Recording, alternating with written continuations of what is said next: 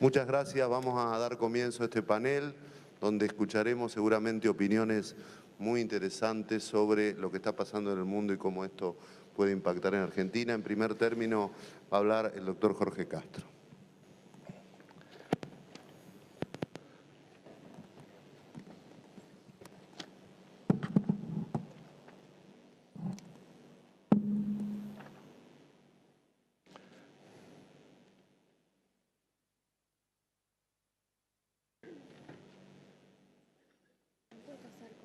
Perfecto. ¿Este?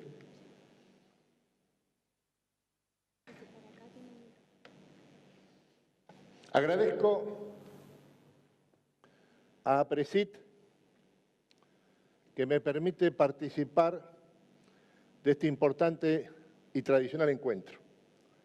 Agradezco doblemente porque me permite hacerlo junto a una de las figuras claves de la intelectualidad agroalimentaria argentina, que es Fernando Vilela. El consumo mundial de agroalimentos se duplica en los próximos 20 años y más de la mitad de ese aumento provendrá de China, el 66%, y de India, el 19%. Se puede afirmar, por lo tanto, con nitidez, que en Asia está el eje de la demanda mundial de agroalimentos del siglo XXI. El dato demográfico es el siguiente. La población mundial alcanzaría a 8.000 millones de personas en 2025 y a más de 10.000 millones en 2050.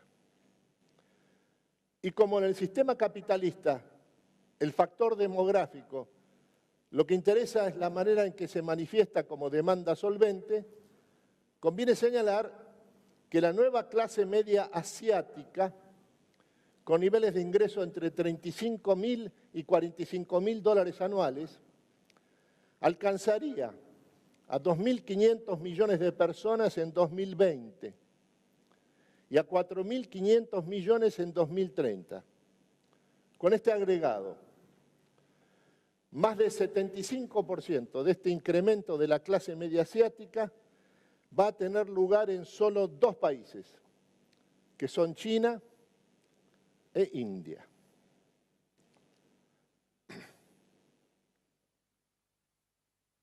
El actor clave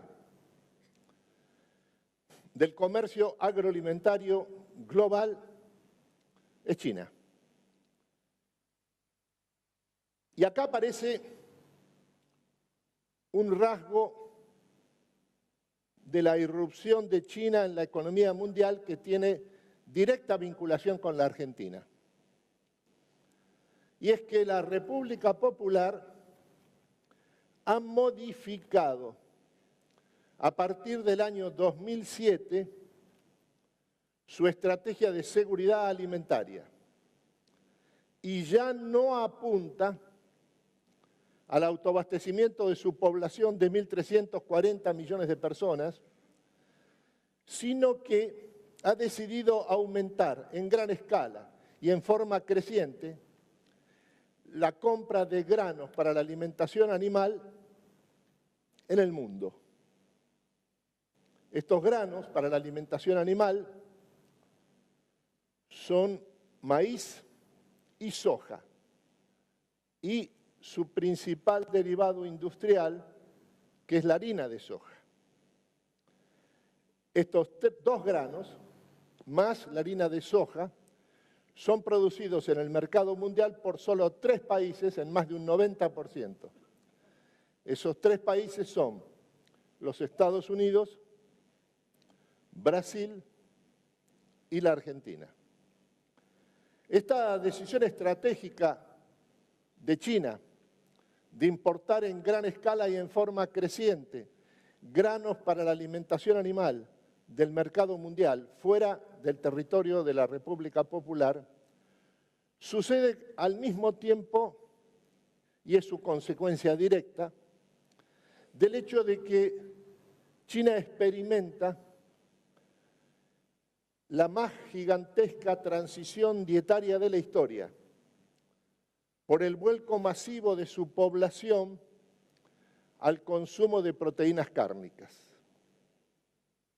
Estos insumos, maíz, soja, harina de soja, son los principales insumos alimentarios para la población ganadera, sobre todo porcina y ictícola, de la República Popular, que está creciendo en forma exponencial.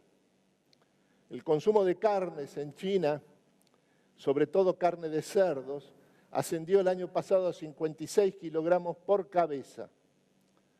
Ya es el principal mercado mundial de carnes y ya es China el principal importador mundial de carnes.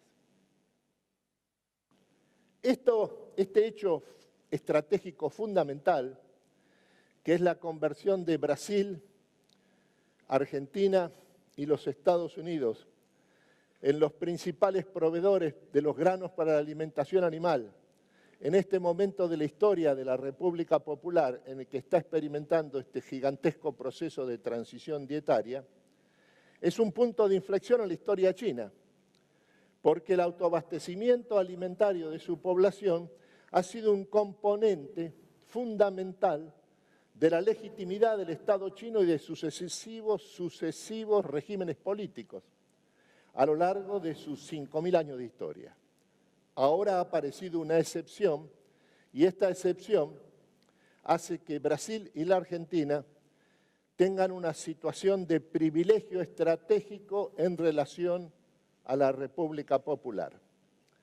Esta relación de privilegio estratégico se manifiesta en el hecho de que, habiéndose convertido China en la principal fuente de capitales del sistema capitalista del siglo XXI, los dos países, Brasil y la Argentina, reciben sumados más de 60% de la inversión directa de la República Popular en América Latina.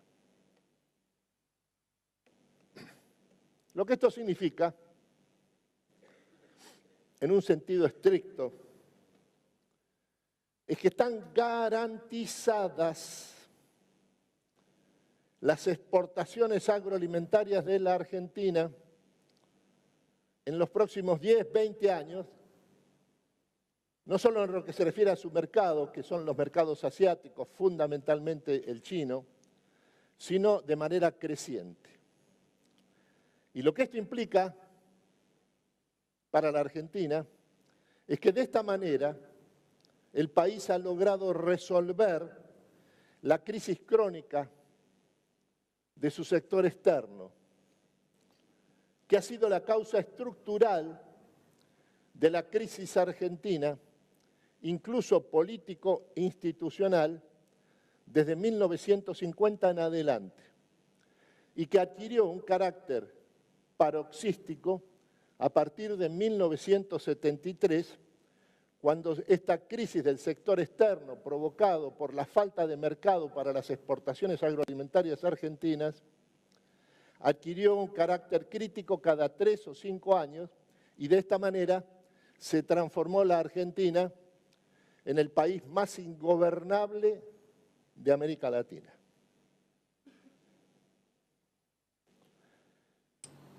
Esto ha ocurrido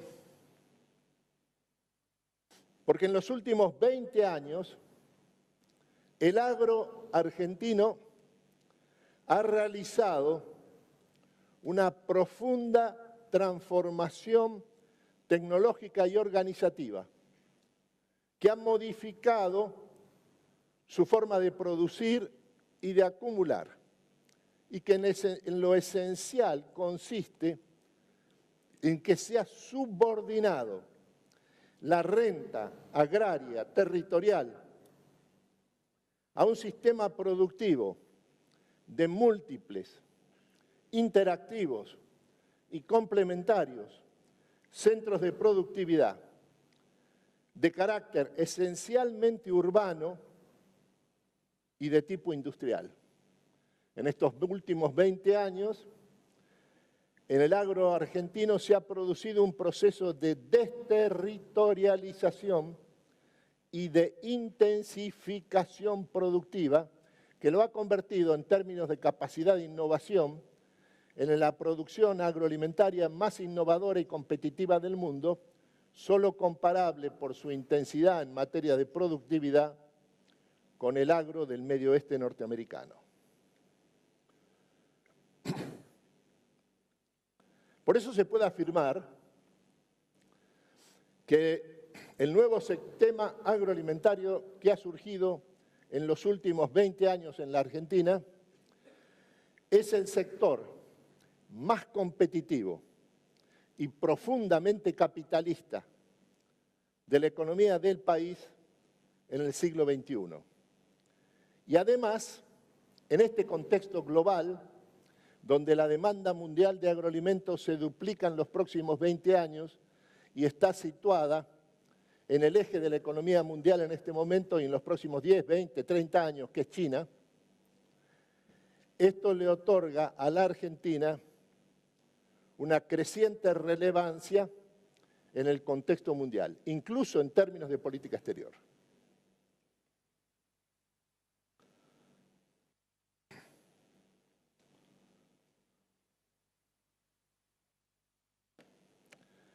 Es esto lo que ha convertido a la Argentina en una de las 3 principales potencias agroalimentarias del mundo y la de mayor productividad y capacidad de innovación, solo comparable por su intensidad con la de Estados Unidos.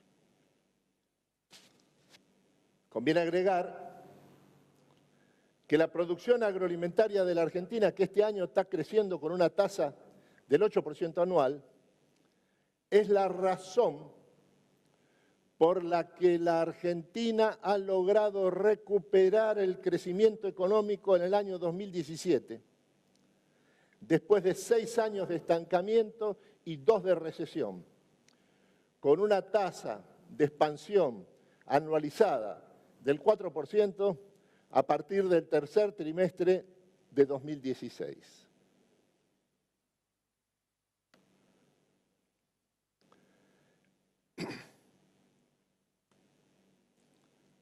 Por eso es que a pesar de tener 6 millones de hectáreas bajo las aguas, la Argentina este año tiene una cosecha de granos de 137 millones de toneladas, la mayor cosecha de granos de su historia.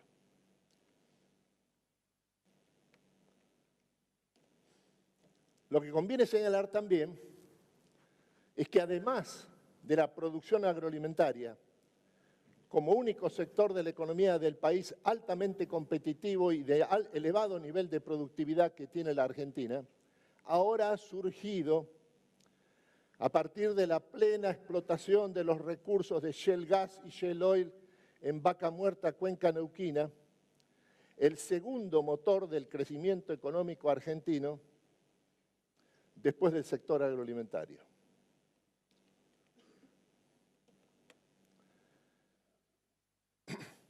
La explotación de los recursos gasíferos de shale gas, shale oil, de Vaca Muerta, los segundos del mundo, después de los norteamericanos, ha comenzado a arrastrar este año el crecimiento de la producción industrial argentina, con la conversión del eje Zárate-Campana,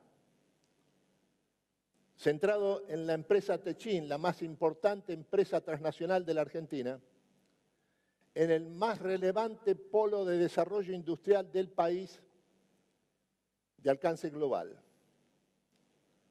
Techin duplica este año su producción de caños de acero sin costura. Lo lleva a 700.000 toneladas en 2017. Y este año también la industria del acero de la Argentina, arrastrada por el crecimiento del desarrollo de los recursos gasíferos de Vaca Muerta, aumentaría su producción 15% o quizá 20% y llegaría a más de 1 millón de toneladas.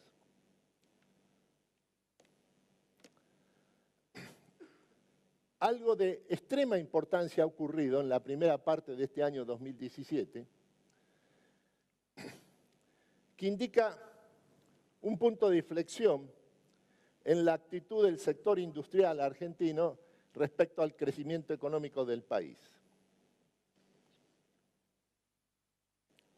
Techim ha presentado este año un programa de inversiones en Vaca Muerta, Cuenca Neuquina, de 2.300 millones de dólares a ejecutar en 2017 y 2018, destinado a desplegar la plena explotación de los recursos gasíferos de Vaca Muerta.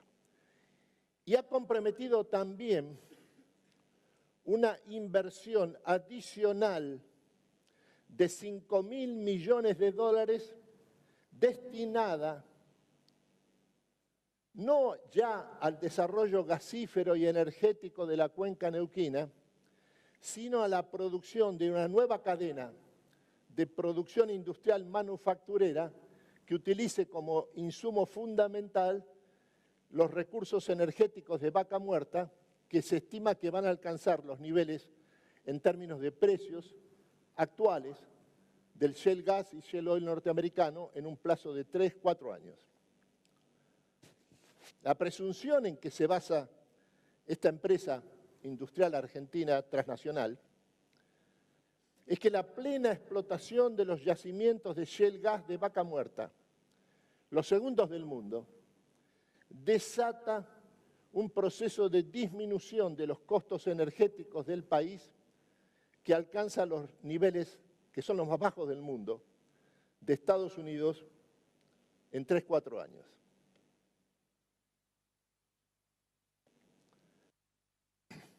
En este sentido, lo que conviene es constatar dos decisiones fundamentales que ha tomado el gobierno de Mauricio Macri en estos últimos 15, 20 meses de ejercicio del poder político.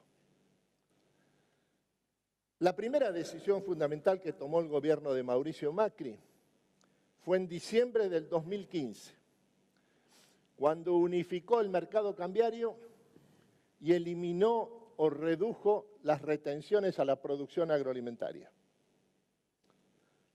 Así desató el pleno despliegue del potencial agroalimentario de la Argentina. Y por eso, la cosecha de granos de este año asciende a 137 millones de toneladas, la mayor de la historia. La segunda decisión estratégica del gobierno de Macri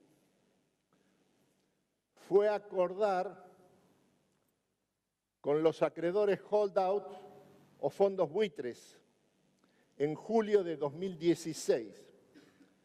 Y esto le abrió a la Argentina el acceso al sistema financiero internacional después de 18 años de aislamiento, y cuando este sistema financiero internacional experimenta una situación de extrema hiperliquidez con las tasas de interés más bajas de la historia. El resultado ha sido que desde julio del año pasado a diciembre de ese año, han ingresado a la Argentina más de 150.000 millones de dólares provenientes del financiamiento internacional, que serían 200.000 millones de dólares al finalizar 2017.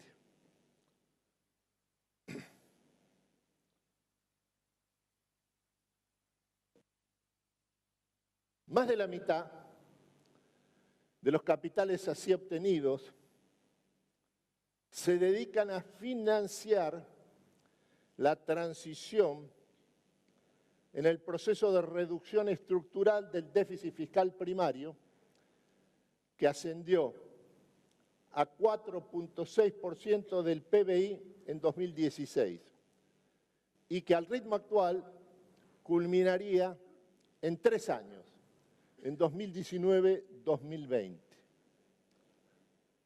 El déficit fiscal disminuye en relación inversa a la recuperación del crecimiento económico, que este año ascendería a una tasa de 3.5% anual, acompañado de un nivel descendente de inflación que la llevaría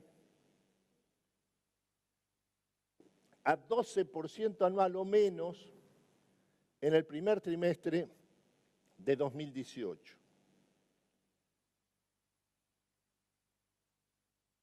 Lo decisivo en términos estratégicos y en lo que se refiere a las posibilidades del crecimiento económico del país en este contexto mundial, es que la otra mitad de los capitales internacionales logrados el último año se utilizan para financiar un programa de desarrollo de infraestructura de la conectividad que solo en el sector transporte implica inversiones por 38.000 millones de dólares en 10 años, 2016-2025. Hay que sumarles los 25.000 millones de dólares obtenidos por el financiamiento directo de China y que fueron acordados por Macri con el presidente Xi Jinping en la visita de Estado que se realizó a la República Popular este año.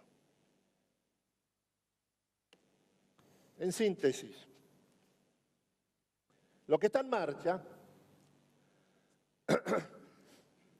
gracias al financiamiento internacional, derivado del acuerdo con los acreedores holdout, es que la Argentina dispondría en 4 o 5 años de una infraestructura de conectividad de la última generación tecnológica. Y esto implica una mejora que puede estimarse de 1.5 puntos porcentuales en la productividad de todos los factores del país, con un crecimiento adicional del Producto Bruto Interno de 0,75% por año o más. La infraestructura de conectividad es la condición esencial del desarrollo económico en el siglo XXI, porque acelera e integra la producción nacional e internacional y permite así transnacionalizarla. La infraestructura de conectividad es sinónimo de globalización de la economía del país.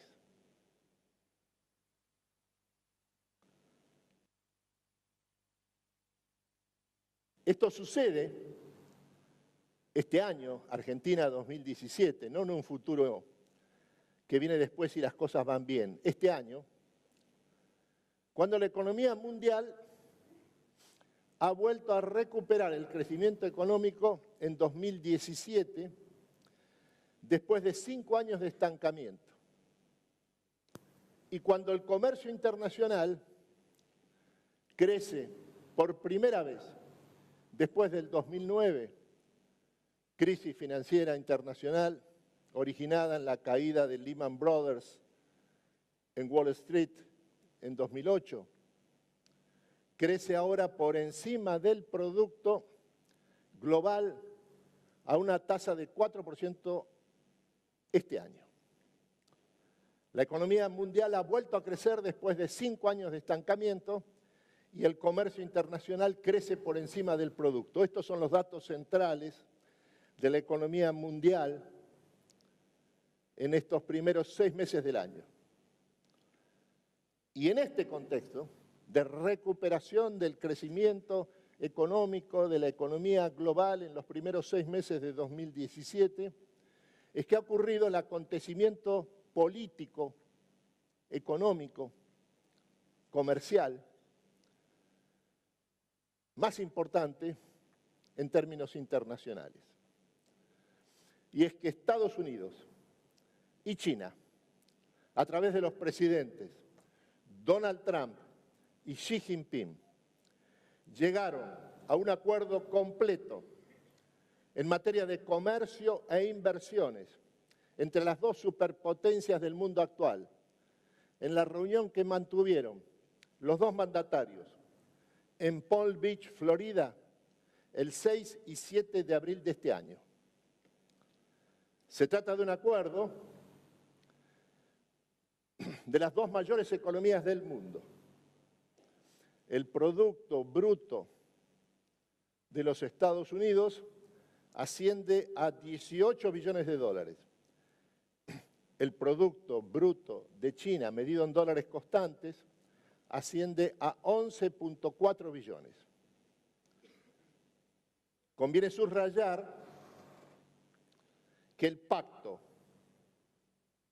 estratégico sellado entre las dos superpotencias por el acuerdo entre Trump y Xi Jinping es un extraordinario factor de certidumbre al descartar la posibilidad de que el riesgo mayor de la época, después de que asumió el gobierno de los Estados Unidos el presidente Donald Trump, que era la posibilidad de una guerra comercial entre Estados Unidos y China, las dos mayores economías del mundo, no solo no ha ocurrido, no hay tal guerra comercial, sino que lo que ha ocurrido es exactamente lo contrario. Un acuerdo completo entre las dos superpotencias en materia de comercio e inversiones, esto es el núcleo de la globalización del sistema capitalista. Por eso es que este acuerdo entre Estados Unidos y China, ocurrido en Palm Beach, Florida, el 6 y 7 de abril de este año, consolida e impulsa la recuperación mundial e implica una reducción de 50% o más en la tasa de riesgo global y por lo tanto acelera el flujo de capitales internacionales hacia los países emergentes, entre ellos la Argentina. Muchas gracias.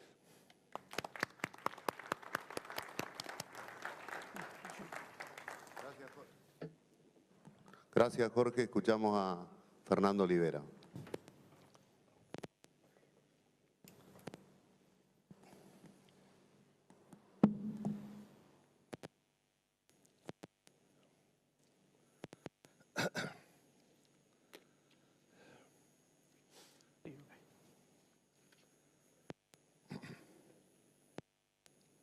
Bueno, muchas gracias a Presid por darme la oportunidad de estar hoy con ustedes y, como decía Jorge, compartir también con él este panel.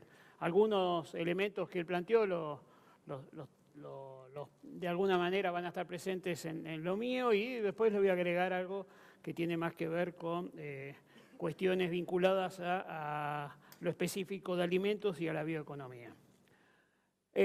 La primera cosa que tenemos que tener claro es que cuando hablamos de geopolítica estamos hablando de geografía, de historia y de poder, ¿sí? No hay geopolítica sin estos elementos.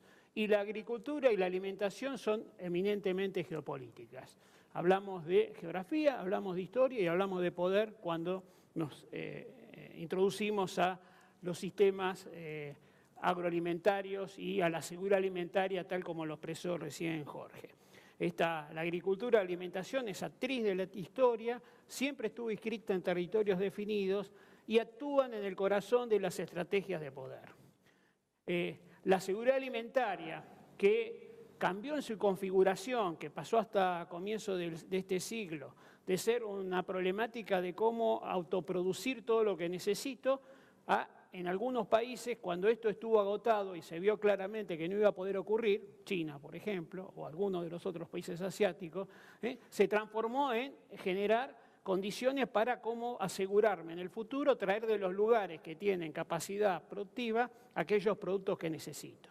Y eso tiene que ver con dos tipos de estrategias, o sea, acceder a la tierra o generar acuerdos de largo plazo que permitan estos objetivos. En ambas situaciones, bueno, Argentina tiene oportunidades hacia adelante.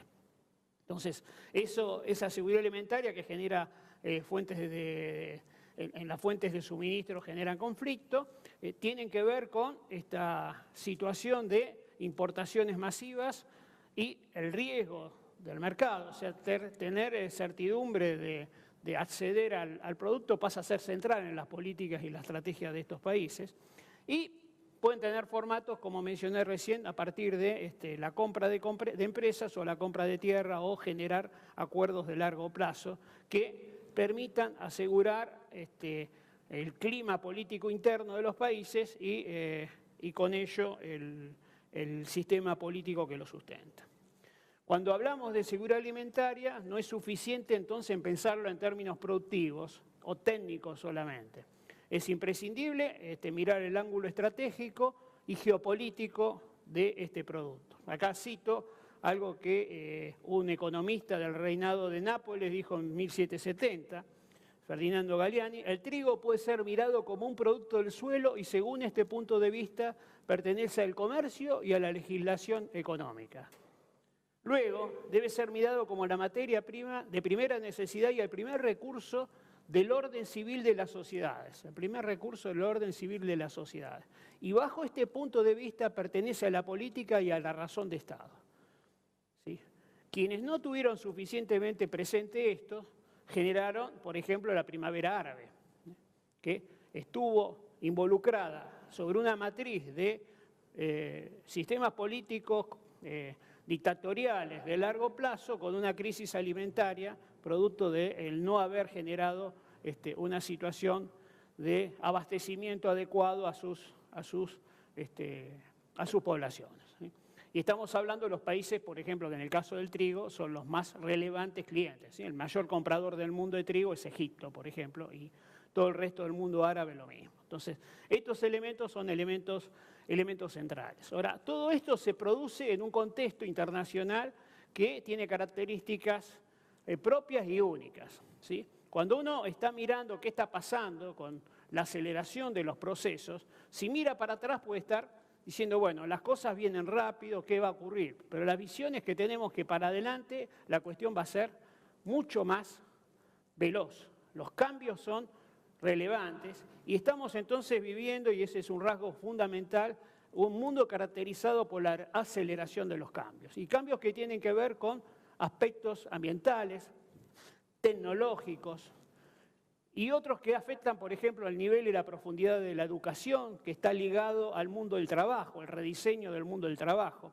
Los cambios demográficos asociados a los cambios de dietas, algo Jorge ya nos mencionó, que modifican los hábitos de consumo y el tipo de productos que tienen mercado, y eso también está vinculado a la percepción de los consumidores. Todo esto se está dando a velocidades inéditas que difícilmente podemos prever en toda su dimensión. En un mundo donde esto ocurre en formas concentradas. Si nosotros miramos qué está pasando en la distribución de la población, ese círculo iluminado que estamos viendo tiene tantas personas como el resto del planeta. O sea, hay una fuerte concentración de población en esos lugares. Y esos lugares, además, podemos mirar que las previsiones hacia el 2030 de cuál es la capacidad de autoabastecimiento de alimentos están limitadas. ¿Sí? Fíjense, por ejemplo, el este y sur de sudeste de Asia, estamos hablando de un 74% de autosuficiencia a un 82% de autosuficiencia. De los países más poblados, de ahí donde estaba el círculo blanco recién. O sea que allí se va a generar una demanda equivalente a alimentar 900 a 1.000 millones de personas que solo se van a poder abastecer de comida que venga de otro lado, y esos otros lados son muy pocos. ¿Sí? Solo el 10% de la población del planeta vive en países con excedentes relevantes de alimentos, y esos están ubicados en el hemisferio norte, Estados Unidos, Canadá, Australia, Nueva Zelanda, Rusia, Ucrania y el Mercosur original. Y no hay otros, ni va a haber otros actores hacia adelante. O sea, hay 900 a 1.000 millones de personas en esta zona de Asia que va a necesitar proveerse. Y para lo cual, ellos ya lo saben, tienen que generar acuerdos de largo plazo o acceder a tierras o productos de alguna manera. Y eso es lo que viene ocurriendo. Cuando China compra el frigorífico más grande de Estados Unidos, ¿para qué lo está haciendo? ¿Sí? O cuando está queriendo hacer acuerdos con distintos tipos de compañías y de empresas en el conjunto del mundo, siendo además, como bien dijo Jorge, el sistema que tiene mayor capacidad de inversión externa por el fuerte ahorro interno que tiene este país, bueno, imagínense cuáles van a ser los desempeños, ¿sí? Entonces, la población crece, pero crece, digamos, en una zona del país, del mundo, que además tiene estrategias en las cuales ese modelo de los 4 abuelos, 2 padres y un solo chico en una familia, que generó una dimensión poblacional que es la que tiene hoy China, que hubiera tenido 500, 600 millones más de personas si no hubiera hecho esta estrategia. Cuando aparece la posibilidad de tener más hijos, bueno, esto también va retrotrayendo la situación. Pero más importante que la cantidad, como también dijo Jorge, es importante qué clase de consumo hace y qué capacidad de consumo tiene. Cuando nosotros miramos cómo crecen las clases medias mundiales, lo que está pasando es que están creciendo muy fuertemente, pero además cuando miramos dónde, también él lo mencionó, cuando miramos dónde, si hoy China e India están representando un 15% de las clases medias globales, cuando nosotros estamos viendo hacia dónde va la situación, vamos a encontrar que el porcentaje de ellos es muy superior al valor actual. O sea que hay una reconfiguración de capacidad de consumo en un lugar donde está fuertemente limitada la capacidad de producir lo que se requiere. Hay otras variables importantes a nivel mundial, como tiene que ver con la tasa de crecimiento de los mayores de 65 años, que a nivel mundial se van a duplicar hacia el 2040, del 9 al 17, con países como Japón, con el 42% de su población más de 65 años. ¿Sí? Bueno, esto, más otras zonas del mundo que tienen esta misma situación, tienen que ver en algún aspecto con una parte de las migraciones. El tema de las migraciones es un tema importante que pueden tener que ver por cuestiones de hambre o de sequías, como pueden ser algunas de las figuras que estamos viendo aquí, o por cuestiones políticas o por necesidad de mejor vida, etc. Este fenómeno tiene que ver con mucha de la dinámica política internacional, por ejemplo, europea, o la de Trump en Estados Unidos, o como mencionaba el senador Pichetto hace un rato, de qué consecuencias puede tener esto sobre la migración hacia Argentina si hay otros países que están cerrando las entradas. Entonces, eso en un contexto político complejo, donde el eje pasó de Estados Unidos a Europa, Estados Unidos, China, ya se ha mencionado, China como inversor, bueno, una cantidad de elementos que incluso tienen que ver con la pérdida de poder de los países petroleros frente a opciones como la del shale, etc. Y como contraparte, una fortaleza de aquellos que tienen que ver con los alimentos. Habíamos mencionado los problemas ambientales de distinta índole vinculados al cambio climático y a cómo trabajar con ellos.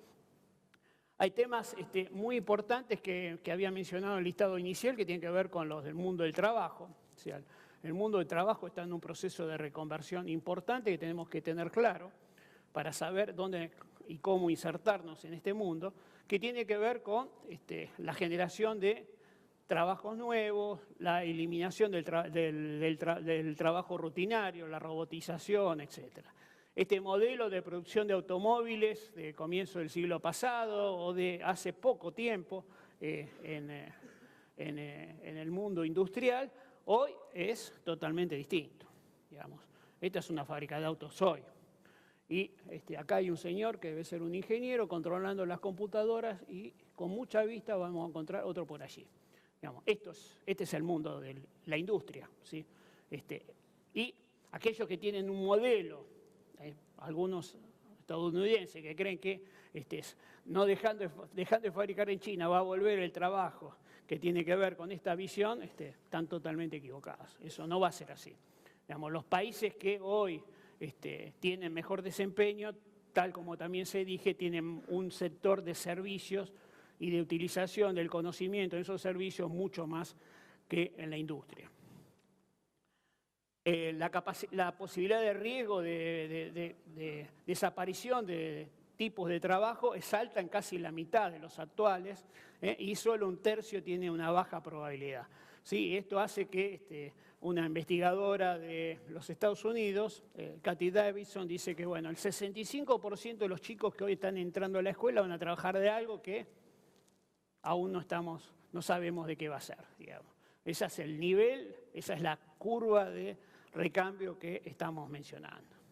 Con lo cual, la importancia de la educación es central en el futuro y en el desempeño de las actividades que hagamos. Según el Premio Nobel de Economía, Eric Hanussen dice que si Argentina aumenta 25 puntos en las pruebas PISA, ¿sí? Las pruebas PISA son pruebas que se hacen a los 15 años en 4 campos del conocimiento a nivel mundial. Si nosotros alcanzamos a Uruguay, o sea, si sumamos 25 puntos, alcanzar a Uruguay, en 15 años se triplica el PBI de la Argentina.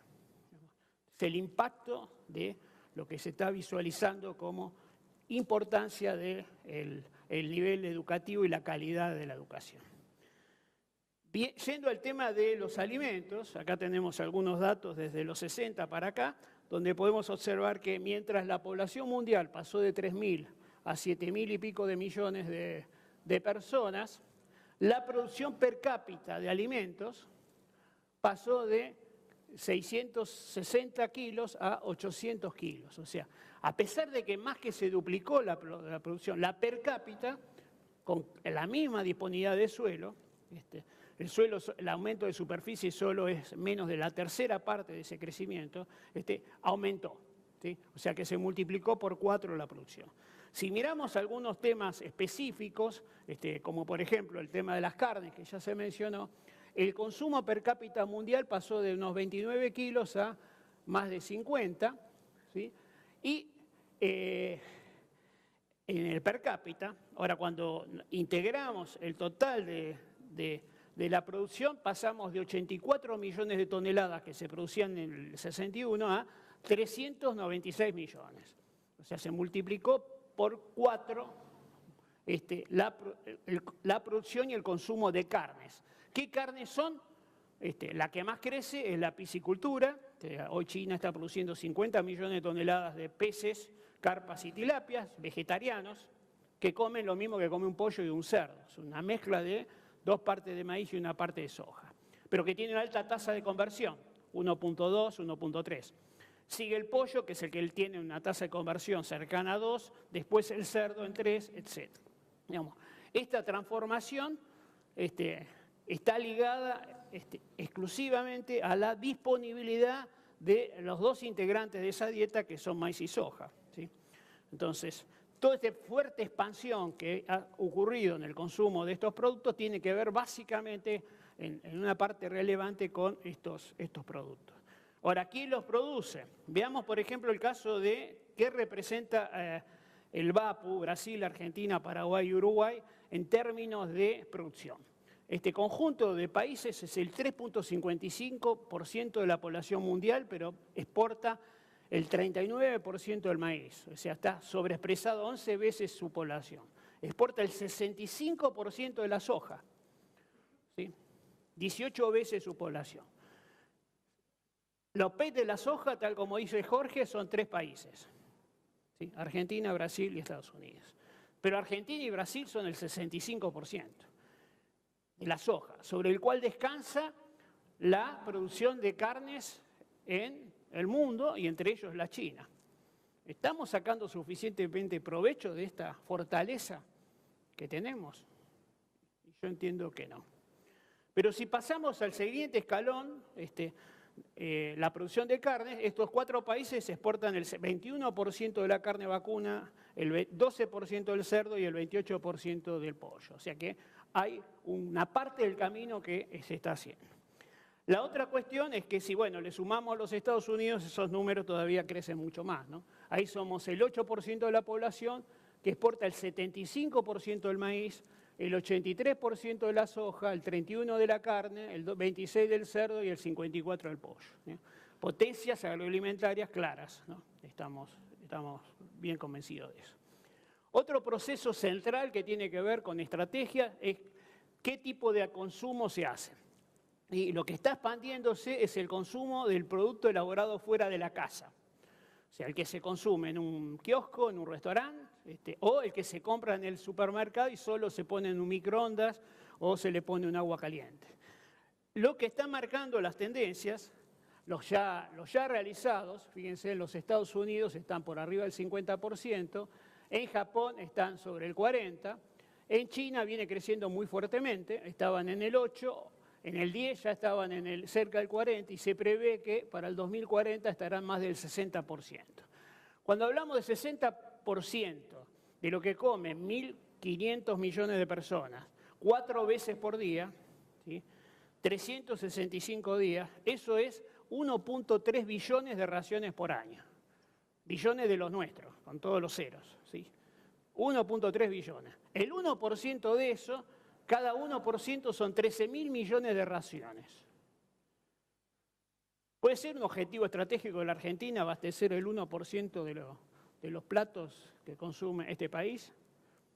No sé. Hay que hacer mucho trabajo para hacer eso, hay que generar marca, hay que generar infraestructura, hay que generar condiciones de inversión para los privados, para hacer las plantas, para hacer los procesos y también inversión pública de infraestructura, tal como recién se mencionó y la importancia que tiene. Pero esto creo que es un desafío interesante.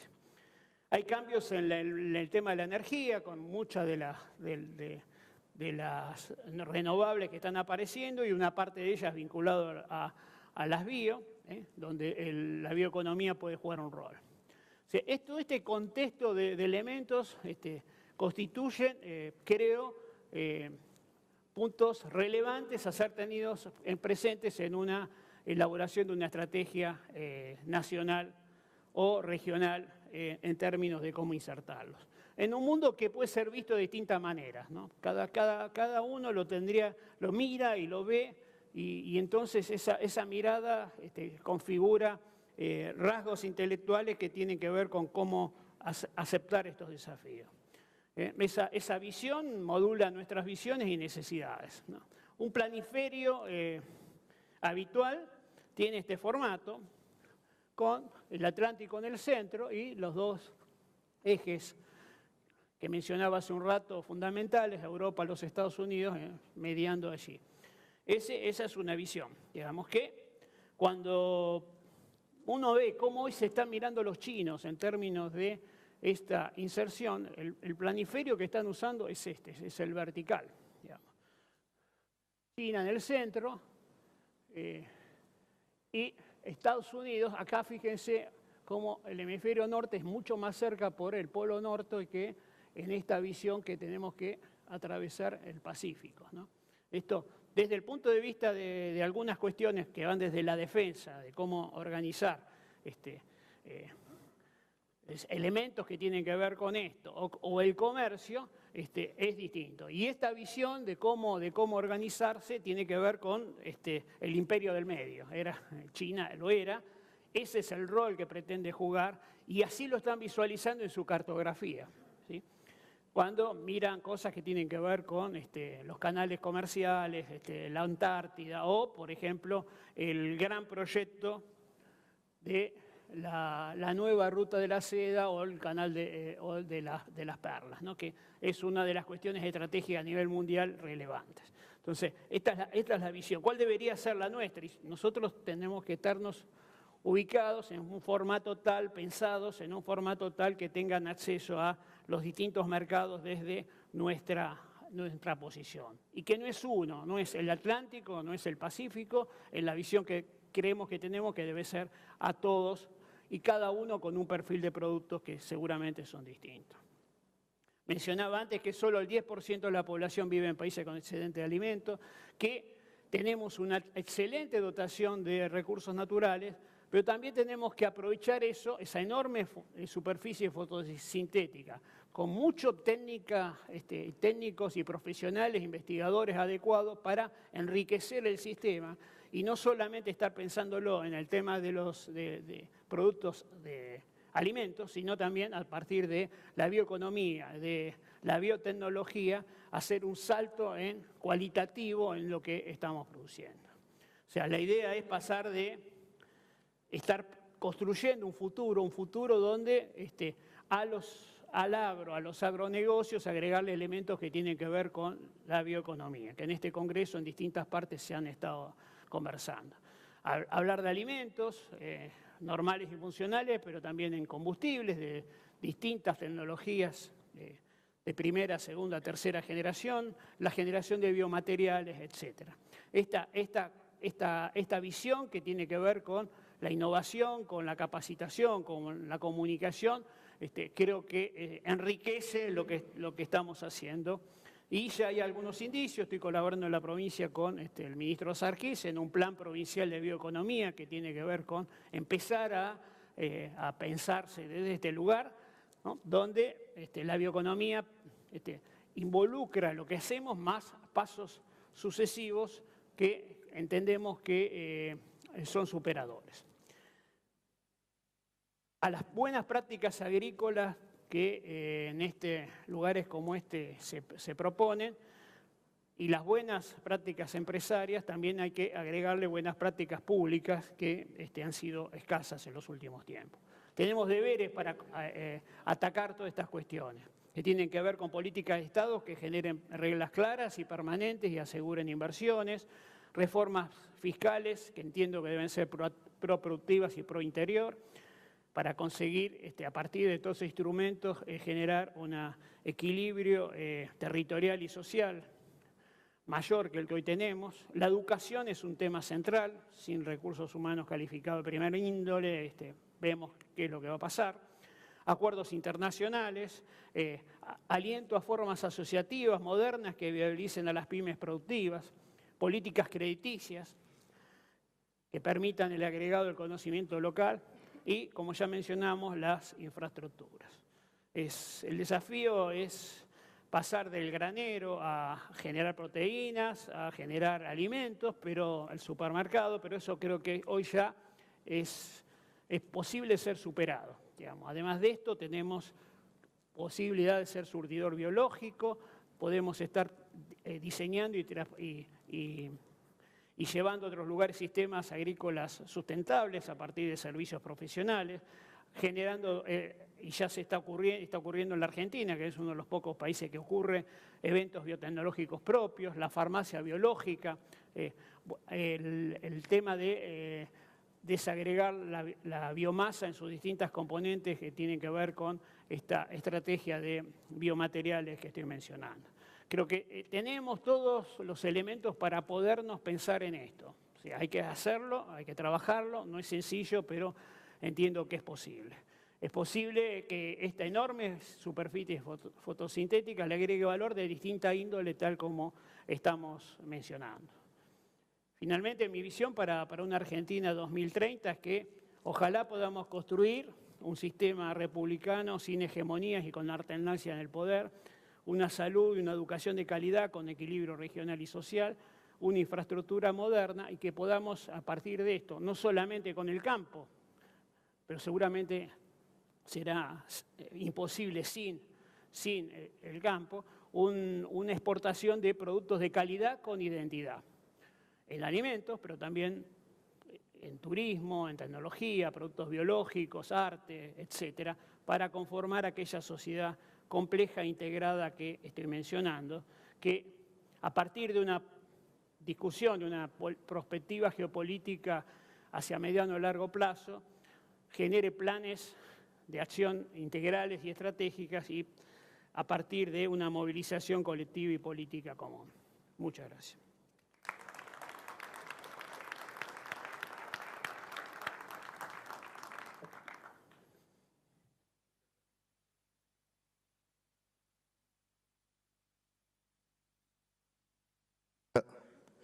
Muchas gracias, Fernando. Bueno, la verdad que el panorama que plantean los disertantes, Jorge, Fernando, es un panorama que a uno lo entusiasma, ¿no? Se ve al mundo como una gran oportunidad y Argentina con grandes posibilidades de producir aquello que el mundo demanda. La verdad que esta foto que han planteado ambos es sumamente alentadora, sumamente promisoria para la Argentina. Yo diría con dos facetas, ¿no? Y quiero ir a esas dos. Una es que hagamos ciertas cosas bien, ¿no? Y la otra es que el mundo siga acompañando. Entonces, la pregunta iría, o el pedido de opinión iría a esas dos cosas, ¿no? Por un lado, para que podamos integrarnos a ese mundo, necesitamos hacer ciertas cosas aquí. Y la verdad es que Argentina hoy día es una de las economías más cerradas del mundo, está entre las 5 y 10 más cerradas del mundo, algunos dicen que es la más cerrada del mundo. Hay una mentalidad en muchos sectores dirigenciales de economía cerrada, no hay una mentalidad de integrarse al mundo, no sé si hay una mentalidad de aprovechar este tipo de oportunidades. Esto por un lado, en lo interno. Y en lo externo hay amenazas también, ¿no? Acaba de salir un libro que introduce Mario Vargas Llosa que se llama El estallido del populismo. Con Jorge hemos hablado a veces por radio al respecto, y es verdad que hay ahí latente un fenómeno populista, que ya no es solo populismo de izquierda, también populismo de derecha. Trump probablemente sea el arquetipo de eso. Y en algunos casos, lo mismo ocurrió en Europa con el Brexit, hay planteos de revertir un poco esa apertura de la economía o alguna queja o algún malestar con la globalización.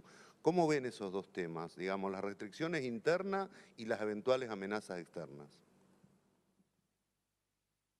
Yo creo que lo primero que conviene señalar... Ahí está, ahora sí. Lo primero que conviene señalar es el tiempo de verbo que se utiliza con respecto a eso que hay que hacer. Porque yo creo que lo fundamental que hay que hacer ya se hizo. Son las dos decisiones que ha tomado el gobierno de Macri desde que asumió el poder político en diciembre del 2015. En primero, unificar el mercado cambiario, eliminar y reducir las retenciones a la producción agroalimentaria y de esa manera permitir el pleno despliegue de la producción de agroalimentos de la Argentina, que es el sector más competitivo que tiene el país y es lo que le permite, lo que le otorga a la Argentina relevancia internacional. El segundo punto es el siguiente. La Argentina es uno de los países más cerrados del mundo porque salvo el sector agroalimentario no hay ningún otro capaz de competir en el exterior. Hay una relación directa entre el cierre de la economía argentina y la falta de competitividad de la mayor parte de su producción. Por eso es que tiene una importancia estratégica fundamental para el país en su conjunto, la producción agroalimentaria, el hecho de que no sea simplemente la plena utilización de recursos naturales únicos que tiene el país en materia de producción de agroalimentos, sino que lo que haya ocurrido fundamentalmente es un cambio estructural de carácter de aumento de la productividad y de modificación de la forma de producción de agroalimentos en los últimos 20 años.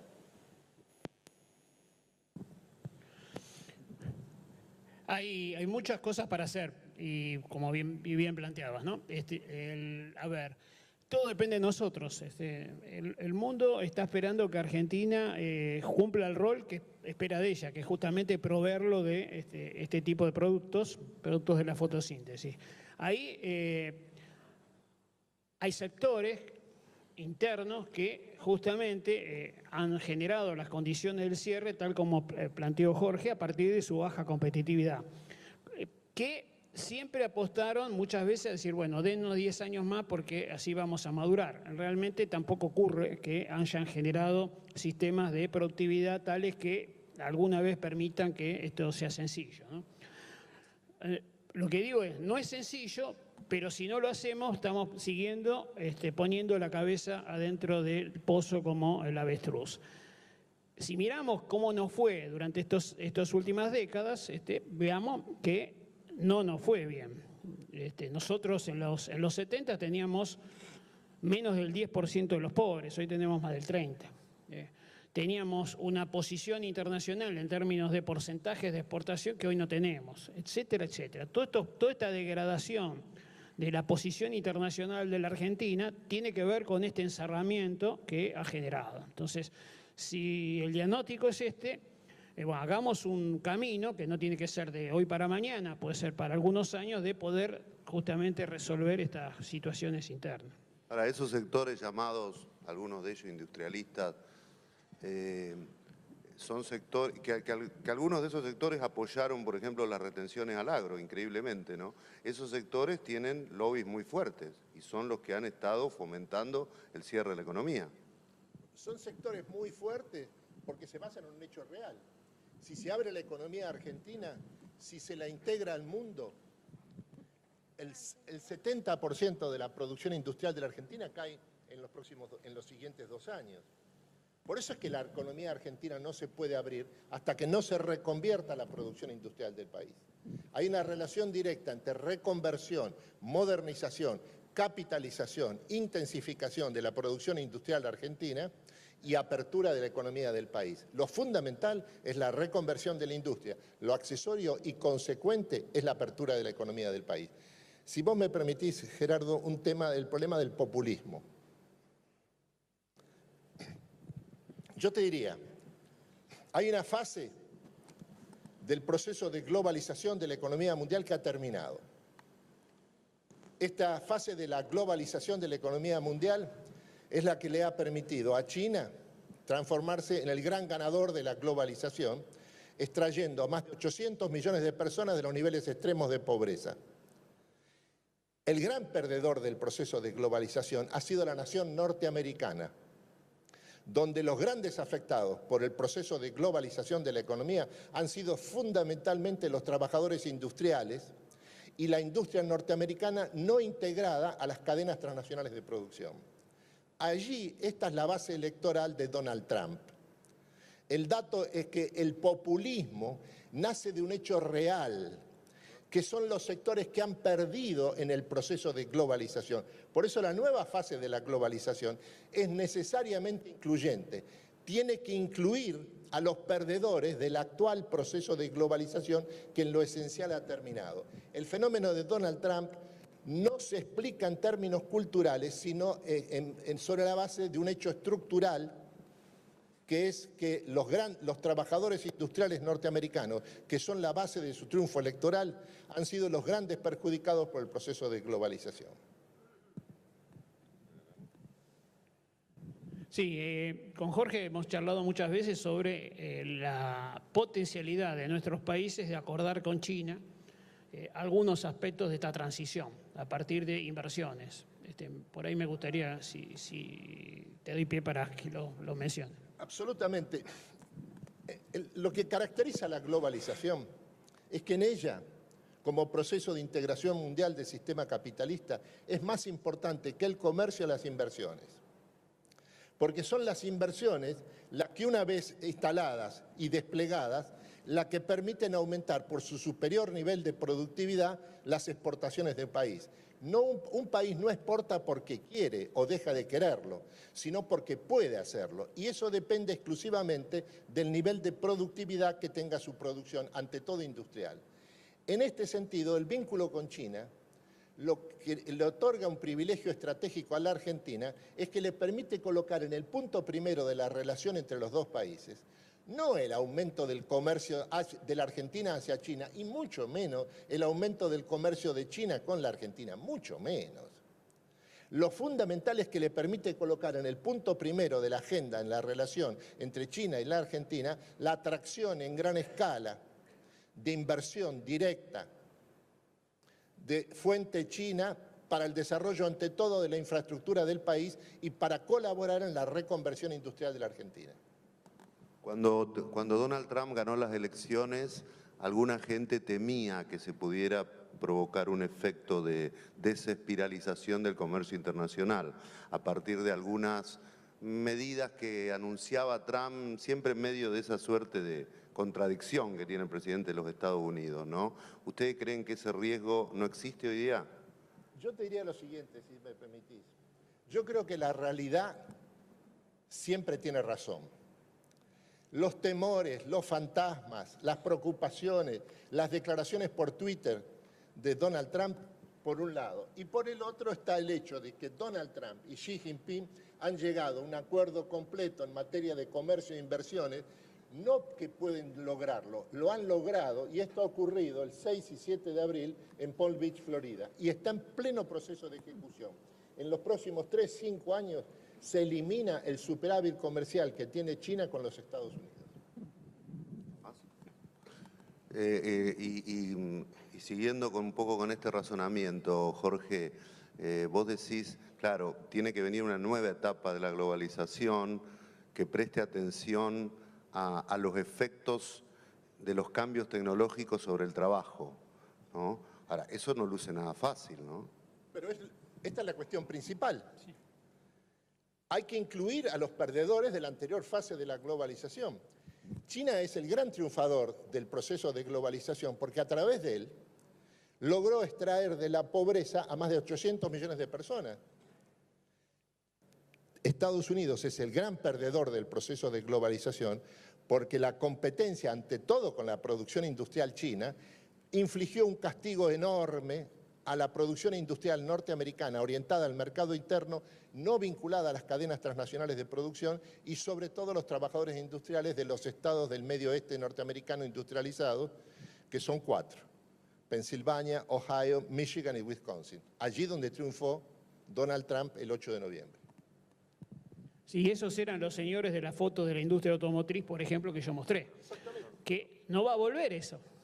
Si vuelve la industria automotriz, no vuelve eso, va a volver a otra actividad. Entonces el desafío todavía es mayor, porque hay que reconvertir, digamos, esos puestos de trabajo en otros temas y en otras esferas, ¿no? Con lo cual, el desafío es mayor, pero es el que está ocurriendo. Ahora, un punto relevante es que en esa globalización, esos 800 millones de chinos, que hoy son clases medias, que eran pobres rurales, son los que comen nuestros productos alimenticios y que no pueden volver para atrás, salvo una gran crisis económica política, con lo cual es poco probable, y esa seguridad alimentaria de esas personas es la que asegura lo que dijo Jorge, que todo nuestro comercio, de lo que seamos capaces de producir, van a tener compradores.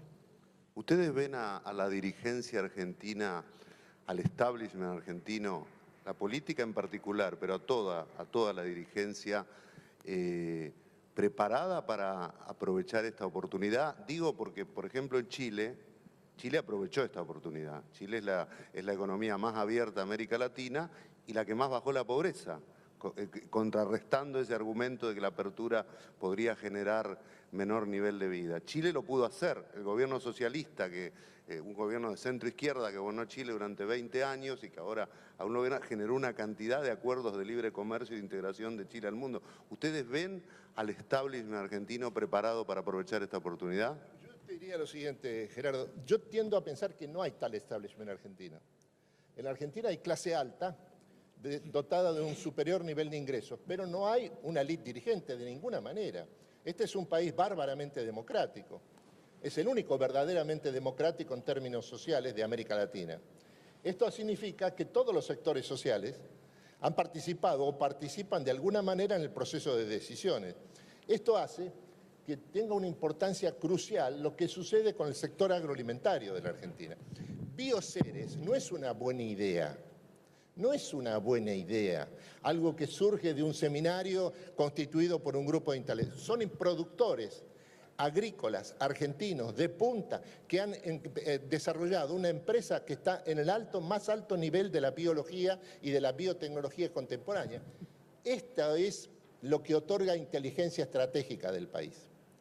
La inteligencia estratégica consiste ante todo en saber hacia dónde hay que ir. ¿Es para allá o para allá?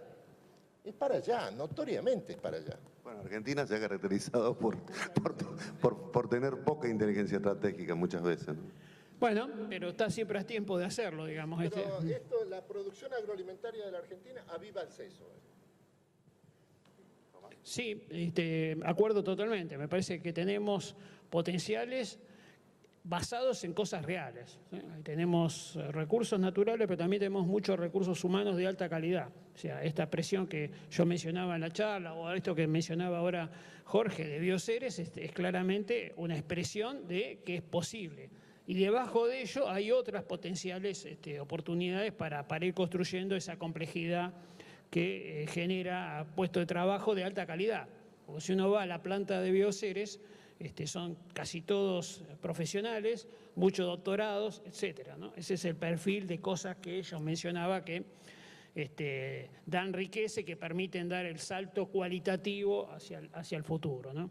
Yo estoy convencido que si Argentina sigue un rumbo de algunas de estas cosas que estamos mencionando, en pocos años más, desde el punto de vista biológico aplicado, es una potencia mucho más fuerte que lo que es hoy.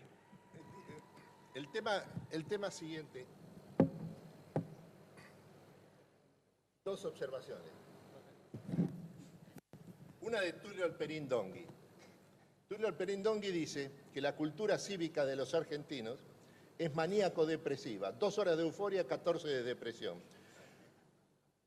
Para tener una inteligencia estratégica, por lo menos hay que colocar en suspenso nuestra cultura cívica y dejar de lado las mediocres categorías del optimismo y el pesimismo y ubicarse en lo que sucede en el mundo de hoy, con lo que tenemos entre manos, lo que estamos haciendo.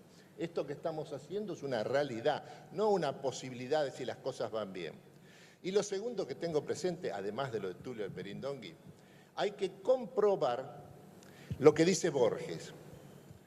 Borges dice, odio el chauvinismo, pero es un hecho que en el hemisferio sur hay más estrellas que en el hemisferio norte.